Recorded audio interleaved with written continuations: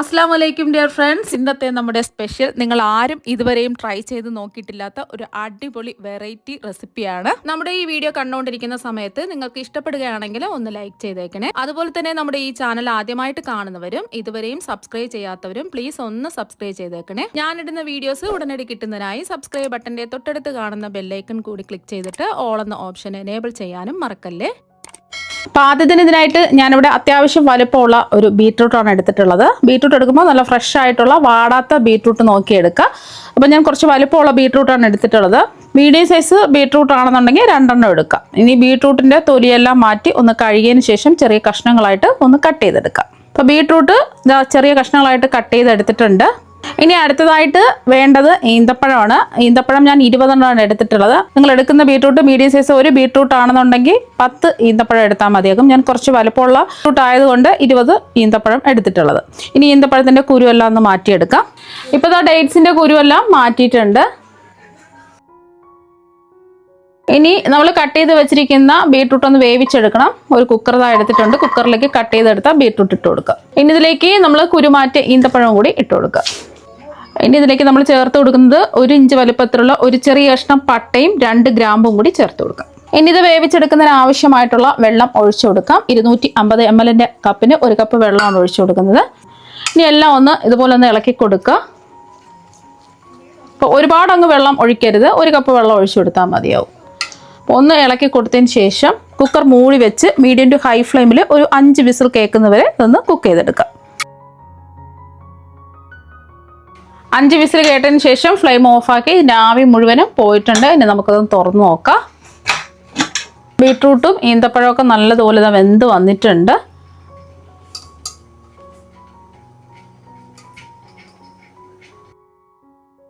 അപ്പോൾ വേണമെന്നുണ്ടെങ്കിൽ ഇതിൽ ഇട്ട് കൊടുത്ത പട്ടയും ഗ്രാമ്പും ഒക്കെ എടുത്ത് മാറ്റിയിട്ട് മിക്സിയുടെ ജാറിലേക്ക് ഇട്ട് കൊടുക്കാം.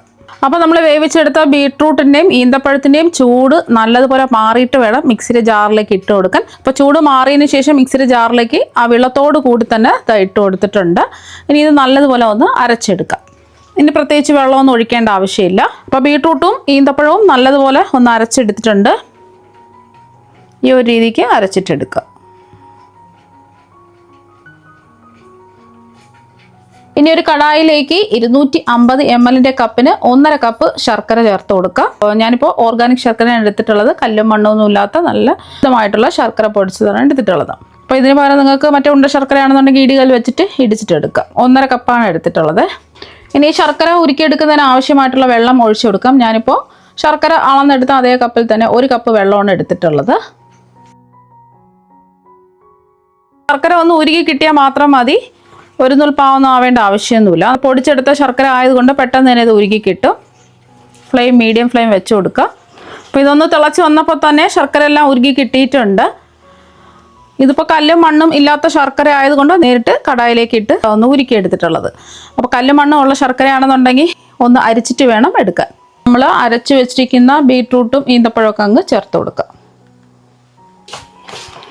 അപ്പോൾ ബീട്രൂട്ടും ഈന്തപ്പഴം അരച്ചതും കൂടി ചേർത്ത് നന്നായിട്ടൊന്ന് ഇളക്കി കൊടുക്കാം.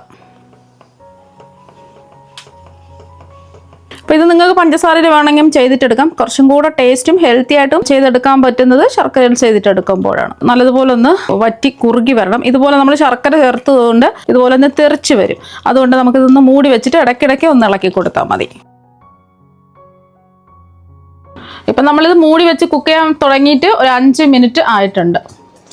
നമ്മൾ മൂടി വെച്ചില്ല 5 മിനിറ്റ്. അതും ഫ്ലെയിം കുറച്ച് വെച്ചിട്ട് വേണം കുക്ക് ചെയ്തെടുക്കാൻ. കുറച്ച് മാറി നിന്നിട്ട് വേണം ഇതുപോലെ ഒന്ന് ഇളക്കി കൊടുക്കുക, അല്ലെങ്കിൽ ഇതുപോലെ ഒന്ന് തെറിക്കും. ഇനി ഇതിലേക്ക് 1 ടേബിൾ സ്പൂൺ കോൺഫ്ലവർ 1/4 കപ്പ് വെള്ളത്തിൽ കലക്കി എടുത്തിട്ടുള്ളതാണ്. അതും കൂടി ചേർത്ത് ഒന്ന് ഇളക്കി കൊടുക്കുക. അപ്പോൾ അത് ചേർത്ത് കൊടുക്കുമ്പോൾ പെട്ടെന്ന് തന്നെ ഇത് കുറുകി കിട്ടുകയും ചെയ്യും. നമ്മളിതിൽ കോൺഫ്ലവർ ചേർത്ത് കൊടുക്കുമ്പോൾ പെട്ടെന്ന് ഇത് കുറുകി നല്ലൊരു ഗ്ലേസിങ് ഒക്കെ കിട്ടും. അപ്പോൾ കോൺഫ്ലവർ ചേർത്തില്ല എന്ന് വെച്ചിട്ട് കുഴപ്പമൊന്നുമില്ല. നന്നായിട്ടൊന്ന് വറ്റിച്ചെടുത്താൽ മതിയാവും. നല്ലതുപോലെ വറ്റി വരണം. ഇനി ഇതിലേക്ക് 1 ടേബിൾ സ്പൂൺ നെയ്യ് ഇതിലേക്ക് ഒഴിച്ചു കൊടുക്കുക. എന്നിട്ടൊന്ന് ഇളക്കി കൊടുക്കുക. നെയ്യോ ബട്ടറോ ഏതെങ്കിലും ഒന്ന് ഒഴിച്ചു കൊടുത്താൽ മതി. പെട്ടെന്ന് തന്നെ റെഡിയായി കിട്ടും. ഒരുപാട് താമസമൊന്നുമില്ല. കൈവിടാതെ ഇളക്കി കൊടുത്തുകൊണ്ടിരുന്നാൽ മതി. നമ്മൾ കോൺഫ്ലോർ ചേർത്ത് കൊടുത്തതിന് ശേഷം പിന്നെ അങ്ങനെ പൊട്ടിത്തെറിക്കില്ല. അപ്പോൾ 2-3 മിനിറ്റ് ഇതുപോലെ ഇളക്കി കൊടുത്തതിന് ശേഷം ഇതിലേക്ക് നമ്മൾ ഒരു മീഡിയം സൈസ് നാരങ്ങയുടെ പകുതി നാരങ്ങ അതിൻ്റെ കുരുവെല്ലാം മാറ്റിയതിന് ശേഷം ഒന്ന് പിഴിഞ്ഞ് ഒഴിച്ചു കൊടുക്കാം. നാരങ്ങ ചേർത്ത് കൊടുക്കുമ്പോൾ ഒരു പ്രത്യേക ഒരു ടേസ്റ്റ് ആയിരിക്കും, ചെറിയൊരു പുളിപ്പൊക്കെ വരുമ്പോൾ. കുറച്ചും കൂടെ ഒന്ന് വറ്റി വരാനുണ്ട്. അപ്പം ഇത് വറ്റി വരുന്തോറും നല്ലൊരു കളറായിട്ട് മാറും. അപ്പോൾ ഇതെല്ലാവർക്കും കഴിക്കാവുന്നതാണ്. കൊച്ചുകുട്ടികൾക്കും മുതിർന്നവർക്കും ഡയബറ്റിക് പേഷ്യൻസിനും എല്ലാവർക്കും കഴിക്കാവുന്നതാണ്. നമ്മളിതിൽ പഞ്ചസാരയൊന്നും ചേർത്തിട്ടില്ല. ഡേറ്റ്സും അതുപോലെ തന്നെ ബീട്രൂട്ടും മാത്രമാണ് ചേർത്ത് കൊടുത്തിട്ടുള്ളത്. അപ്പോൾ ഡേറ്റ്സ് ചേർത്തുകൊണ്ട് അധികം മധുരമൊന്നും നമുക്ക് ചേർക്കേണ്ടി വരില്ല. അതുപോലെ തന്നെ കൽക്കണ്ടം ഉണ്ടല്ലോ, അതിലും വേണമെന്നുണ്ടെങ്കിൽ ചെയ്തിട്ടെടുക്കാം. ചെറുതായിട്ടൊന്ന് പാനിൽ നിന്നൊക്കെ വിട്ട് വരണം, അതുവരെയും ഒന്ന് ഇളക്കി കൊടുക്കണം. അങ്ങ് ബോൾ പോലെ ഒന്നും ആവരുത്, ചെറുതായിട്ടൊന്ന് പാനിൽ നിന്ന് വിട്ട് വന്നാൽ മതി. അതിന് ചൂട് മാറിക്കഴിയുമ്പോൾ കുറച്ചും കൂടെ ഒന്ന് കുറുകി സെറ്റായി വരും. അപ്പോൾ വീണ്ടും ഇളക്കി കൊടുക്കാം. വെറും 10 മിനിറ്റിൻ്റെ കാര്യമേ ഉള്ളൂ, പെട്ടെന്ന് തന്നെ റെഡിയാക്കി എടുക്കാൻ പറ്റും. ഇപ്പോൾ വീണ്ടും ഒരു 3 മിനിറ്റൊക്കെ ആയിട്ടുണ്ട്, നല്ലതുപോലെ വറ്റി വന്നിട്ടുണ്ട്. ഇനി ഒരുപാട് സമയത്ത് ഇളക്കരുത്. നമ്മൾ ഇത് തൊട്ട് നോക്കുന്ന സമയത്ത് നല്ലതുപോലെ ഒട്ടണം, ഒരു നൂൽപ്പാവൊന്നും ആയി പോകരുത്, എന്നാൽ പിന്നെ ഇത് കട്ടിയായി പോകും. ഇതിൻ്റെ ചൂട് മാറിയിട്ട് ഒന്ന് കൈകൊണ്ട് നോക്കാം. നല്ലതുപോലെ കണ്ടില്ലേ, ഒട്ടുന്ന ഒരു പരുവം ഇതായിട്ടുണ്ട്. ഇനി നമുക്ക് ഫ്ലെയിം ഓഫാക്കാം. നല്ലതുപോലെ ഒന്ന് ചൂട് മാറുമ്പോൾ നല്ലോണം കുറുകി സെറ്റായി വരും. ഇപ്പോൾ കണ്ടില്ലേ, കളറൊക്കെ മാറി നല്ലൊരു റെഡ് കളറായിട്ട് ഇത് വന്നിട്ടുണ്ട്. പിന്നെ ചൂട് നല്ലതുപോലെ ഒന്ന് മാറട്ടെ. വെറും 10 മിനിറ്റ് മാത്രം മതി ഇത് റെഡിയാക്കി എടുക്കാൻ. അപ്പോൾ ഇതിൻ്റെ ചൂടൊക്കെ നന്നായിട്ട് മാറിയിട്ടുണ്ട്. ചൂട് മാറിക്കഴിഞ്ഞപ്പോൾ കുറച്ചും കൂടെ ഒന്ന് കട്ടിയായിട്ട് വന്നിട്ടുണ്ട്. അപ്പോൾ ബീട്രൂട്ടും ഈന്തപ്പഴം വെച്ചിട്ടുള്ള ജാം ഇവിടെ റെഡി ആയിട്ടുണ്ട്. നല്ല അടിപൊളി ടേസ്റ്റാണ്. അപ്പോൾ സാധാരണ നമ്മൾ ബീട്രൂട്ട് വെച്ചിട്ട് മാത്രം ജാം റെഡിയാക്കി എടുക്കുകയാണെന്നുണ്ടെങ്കിൽ വല്ലാത്തൊരു ടേസ്റ്റ് ആയിരിക്കും. പക്ഷേ ഈന്തപ്പഴവും ബീട്രൂട്ടും വെച്ചിട്ട് റെഡിയാക്കി എടുക്കുന്ന സമയത്ത് നല്ല ടേസ്റ്റ് ആയിരിക്കും കഴിക്കാൻ വേണ്ടിയിട്ട്. ഇനി ഇത് ഒരു ബൗളിലേക്ക് മാറ്റാം.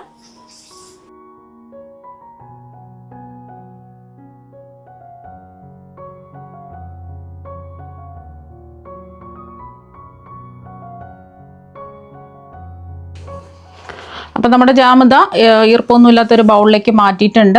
ഇത് ചപ്പാത്തിയുടെ കൂടെ റോൾ ചെയ്ത് കഴിക്കാം, ബ്രെഡിൻ്റെ കൂടെയൊക്കെ കഴിക്കാം, എന്തിൻ്റെ കൂടെയും കഴിക്കാവുന്നതാണ്. വെറുതെ കഴിക്കാൻ നല്ല ടേസ്റ്റാണ്. സാധാരണ നമ്മൾ ജാം റെഡിയാക്കി എടുക്കുന്നതിനേക്കാളും കുറച്ചും കൂടെ വ്യത്യസ്തമായിട്ടാണ് ഈ ജാം റെഡിയാക്കി എടുത്തിട്ടുള്ളത്. സാരയൊക്കെ ഒഴിവാക്കിയിട്ട് നമ്മൾ ശർക്കരയിലാണ് ഈ ജാം റെഡിയാക്കി എടുത്തിട്ടുള്ളത്. അതുകൊണ്ട് മുതിർന്നവർക്കും കുട്ടികൾക്കും എല്ലാവർക്കും ഒരുപോലെ ഇഷ്ടപ്പെടുന്ന ഒരു ജാം തന്നെയാണ്. നല്ല ഹെൽത്തി ആയിട്ടുള്ള ഒരു ജാമാണ്. അപ്പോൾ ഇത് ഒരാഴ്ച വരെ പുറത്ത് നമുക്ക് സൂക്ഷിച്ച് വെക്കാൻ പറ്റുന്നതാണ്. കാരണം എന്ന് വെച്ചാൽ നമ്മളിതിൽ പ്രിസർവേറ്റീവ്സ് ഒന്നും ചേർക്കാത്തത് കൊണ്ട് നമുക്ക് പുറത്ത് ഒരാഴ്ച കഴിഞ്ഞതിന് ശേഷം ഫ്രിഡ്ജിൽ ഈർപ്പൊന്നുമില്ലാത്ത എയർ ടൈറ്റ് ആയിട്ടുള്ള ഗ്ലാസ് ജാറിൽ അടച്ച് സൂക്ഷിച്ച് വെക്കുകയാണെന്നുണ്ടെങ്കിൽ കുറേ ദിവസം കേടുകൂടാതെ ഇരിക്കും.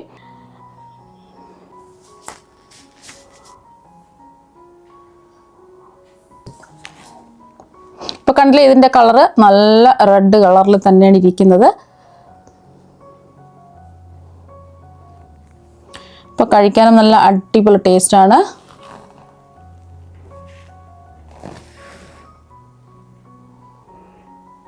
അപ്പോൾ നിങ്ങൾ എല്ലാവരും ഈന്തപ്പഴവും ബീട്രൂട്ടും വെച്ചിട്ടുള്ള ഈ ജാം ഒരു പ്രാവശ്യം ഒന്ന് ട്രൈ ചെയ്ത് നോക്കുക. തീർച്ചയായും നിങ്ങൾക്ക് എല്ലാവർക്കും ഒരുപാട് ഇഷ്ടമാകും. അപ്പോൾ നമുക്ക് മറ്റൊരു വെറൈറ്റി വീഡിയോ ആയിട്ട് വീണ്ടും കാണാം. താങ്ക്